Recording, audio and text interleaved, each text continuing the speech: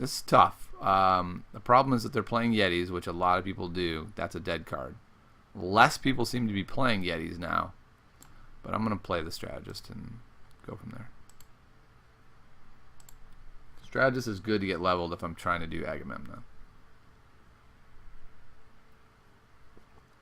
I actually think... No, you don't need to mute the stream. We're just having fun. This is a funsies deck. Anyway, even... Unless you see me in a tournament or something, I don't care if you snipe me. It doesn't matter to me at all. It's a chance for us both to learn. Yep. I'll show you the list as soon as we're done. When I first saw Agamemnon, I thought it was amazing. Yeah, I agree. I mean, so far he's been very lackluster. And right from the start, I didn't know what to think of him.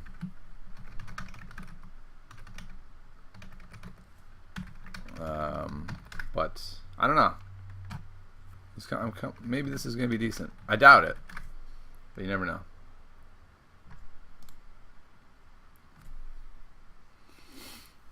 Draft coupon? Awesome. Oh, man. Now it was huge that I did not play that gargoyle. That was such a difference maker. Ugh, I hate when that happens. I'm really tempted to Matrix Warden and then trade off that gargoyle. I mean, getting rid of his gargoyle is pretty huge. The problem is I could do something really cool and go like Aegis Knight, Phalanx him. Now I've got a 7/7 Aegis Knight. Like, that's pretty dang good. 7/7 with armor 1 on player level 1. Oh, I'm kind of torn here. You know what? I'm going to get crazy and I'm going to do it. This might be a bad play. It was probably smarter to just... And that was really stupid. I should have moved the Strategist to 3. I mean, I just imprisoned him in the corner for no reason. I mean, my thought was it sort of forces that gargoyle to go move over to chase him, which may end up working. But I don't know. I think it probably was not a great plan. Wow, I could do something really interesting. Like if he decides to leave the Aegis Knight alone, there's a chance that I could go like Overwhelming Force into Warmonger mod. I don't know. Maybe that would just be crazy. Now it would definitely be crazy because he only has 1 health.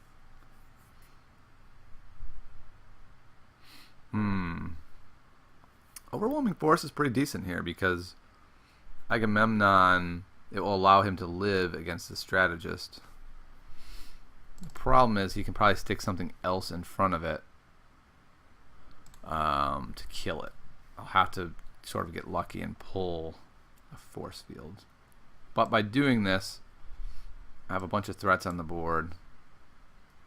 Seems kind of reasonable. It's probably not the best play, but it's reasonable. Oh, you counted wrong. Okay, gotcha. That makes a lot more sense because I was very curious what the strategy was there. I don't remember how this levels. Whoa! I was like, it levels okay. It doubles the attack of each creature? Okay. There's a whole nother deal.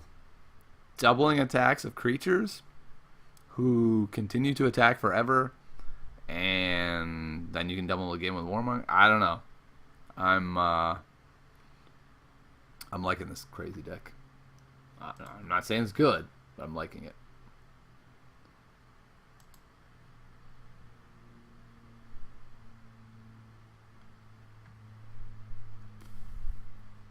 Man, that was the downside, of course, of putting him in the middle lane. Now, this amazing card that could have buffed him, and then buffed him more with Failing Squadron, doesn't work. That's a little bit frustrating. Oh, he is playing Yeti, so I did make the right call with the Gargoyle. Alright, I guess I'll go like that. And problem with putting, I'm just not going to do that. Problem is if I put him in 2, he just blows him out. Right? He plays another Sentinel and blows him out. And I don't really like setting myself up for that.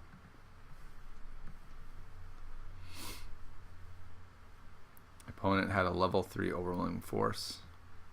That's pretty good. Alright, I got force field. I might be able to do some sick stuff. Ooh, and I also have the Sentinel Aegis Knight combo. There's a lot of cutesy tricks in this deck. I don't know if the deck's good. There's a lot of cutesy tricks. I did card captor. One time I lost a computer hard. It was like 6 months ago. I was really upset, actually. It was kind of a bad deck. No, actually, it wasn't. It was a deck that I thought was decent. It turned out it was bad. But I was like, this is a decent deck. And I lost the computer hard, and I was like, this is a terrible deck. Good to know.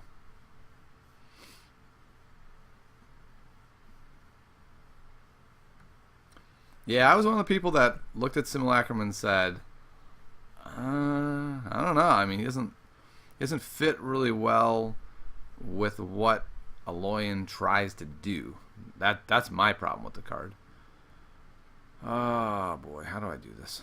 Maybe I don't bother doing Aegis Knight, because Aegis Knight doesn't do that much for me. Whereas if I force field, I get a force field leveled, which is kind of cool. And then the strategist only takes 1 damage, stays alive. I don't know. What's the right play here? What did I want to look at this? How does it level up? Ooh, goes up to 10. Aegis Knight doesn't have to really be leveled to do his thing, so I think this is the best approach. I like this deck a lot because it's insane.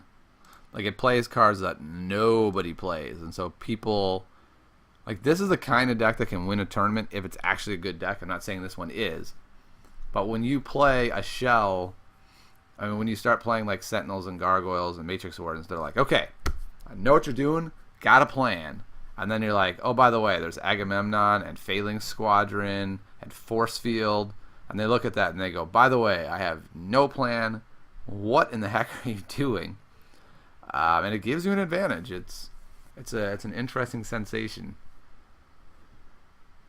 Man. Why did you have to do that to Agamemnon? Because I could have gone Nexus Tech, Failing Squadron on Agamemnon. Instead, I feel fairly compelled to play Sentinel here to blow him out. I could still go Failing Squadron, but I just don't get the permanent armor for everybody. That's not too bad, though.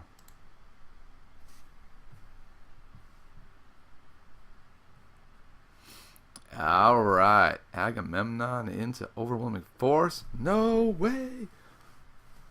That's amazing!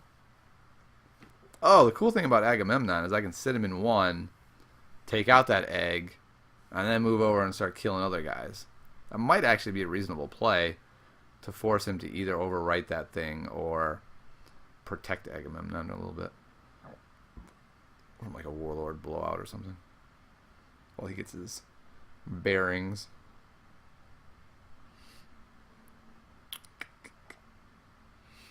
Do I like Overwhelming Force here? I mean, I don't have any other good cards to play, so it actually makes Overwhelming Force a much better option.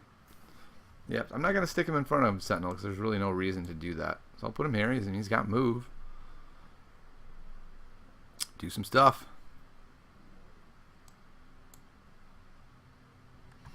Alright, let's do it. I mean, he's all the way down to 52 now. This has been a pretty decent aggro deck. Oh my god, I got another Agamemnon. I didn't get the tricks, though. Like, a force field here would have been so sweet. Or anything really giving him armor.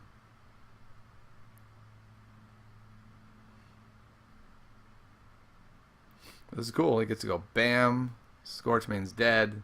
If he wants to, move over. Bam. Sentinel's dead. Nah, that doesn't matter. Did he just play level 1? Okay, it was level 2. I don't remember him leveling the level 1, but that matters more then. I have to be careful that he can drop a level 3 on me and just blow me out, which would be very unfortunate.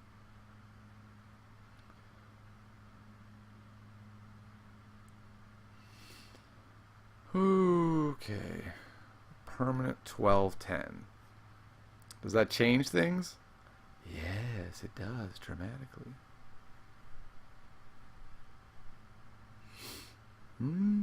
Cool thing, though, is now I can go Agamemnon in 3. Strategist. It'll kill him right off. Problem is he's going to die to whatever he drops, but it's not that big of a deal. I mean, the Agamemnon 3 is insane. So if I can just kind of get to level 3 intact, I'll feel all right. And because of that, it might even be worth me giving up my Agamemnon. I don't know. If I could put any armor on him, I would probably do it. I could go this Agamemnon into the Strategist in 3, but he probably dies to a Warlord blowout. It might just be worth, though, taking him off the board. Unless I decide to do it with him, which I'm not going to. So I'll do this. This feels reasonable. I get to level an Agamemnon. I take out his Sentinel that actually, you know, had a buff on him already. I kind of like this deck. Am I crazy? Tell me I'm crazy, guys. But I like this deck.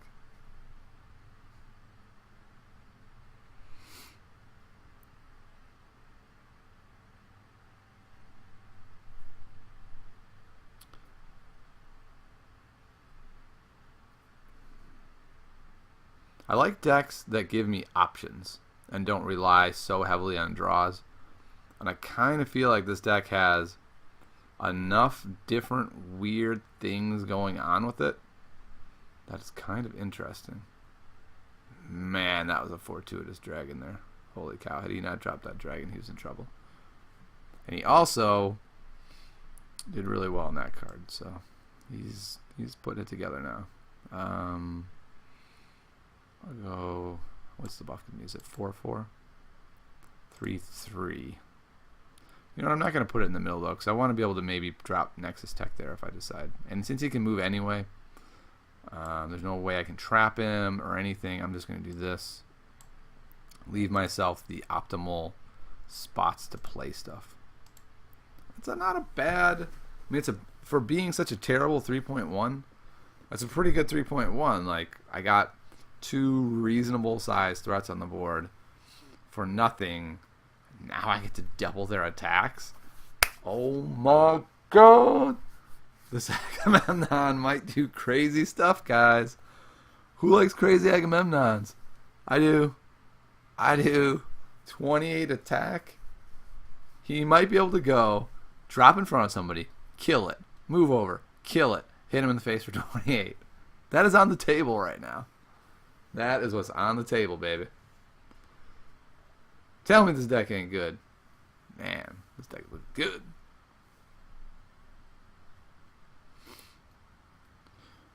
Oh, let's see. It runs Force Field. We don't need to tell you you're crazy. Superliminal. Why are you, bringing up reality here and telling me I should wait till I go up against a good deck? It actually feels like this is a fairly... I almost said a fairly standard good Yeti deck, but it is not actually a Yeti deck. It just kind of is posing itself as a Yeti deck. Man, why'd you have to do it like that? Now Agamemnon doesn't get to be as cool as he could have been. Who does Agamemnon kill? Why couldn't Agamemnon have move 2? That would be really busted. So I really don't know what to do with him. I don't actually want to drop him in front of somebody. Because then he takes too much damage. I think I would rather... Oh, this is kind of cool. So what I can do is... No, it doesn't work. What do I want to do? What do I want to do? I'm definitely going to play Agamemnon Overwhelming Force. That is what's getting played. The question is where. Because the problem is that Strategist can always move to be able to buff Agamemnon if I don't kill him. So it might just be in my best interest to kill Strategist, do 28 to his face. Whatever he puts in front of it has to die to it.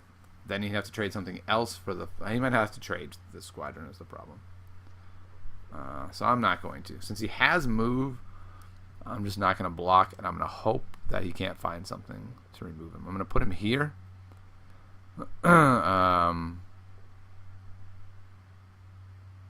With the thought being that lane 5 is going to open up. Alright. Boom. 28 to the face. Oh my goodness. I mean, he's got to take out both of them. If either of them live, he's dead. I mean, he can surround the Agamemnon potentially. He could play a card in 4 and in 5 and get that card in 5 to live somehow. But they have to both live in 4 and 5. It's not going to happen in 4. He has to basically kill the guy in 4. Okay, he was able to do it. So he's probably going to be okay now. I mean, he had to do that, and then I've got a really bad hand. So this kind of gives him the window. Because before he was dead, and now he looks like he might be okay. So what I'll do is go Matrix Warden in 3, buffing himself, and then buff him with the Strategist. I take 18, but I mean, I really just have to hope he has a bad hand. He had an amazing hand there. So, actually, did he have an amazing hand? Or did he just have the standard Lucky Yeti hand? Let me see what it was. Ha ha ha ha! Yeah, okay. I thought it was a Warlord 3. The Warlord 3 is really good. But guess what's better? Agamemnon with a Strategist. Woo, woo, woo! You know what deck I like a lot? Is this deck.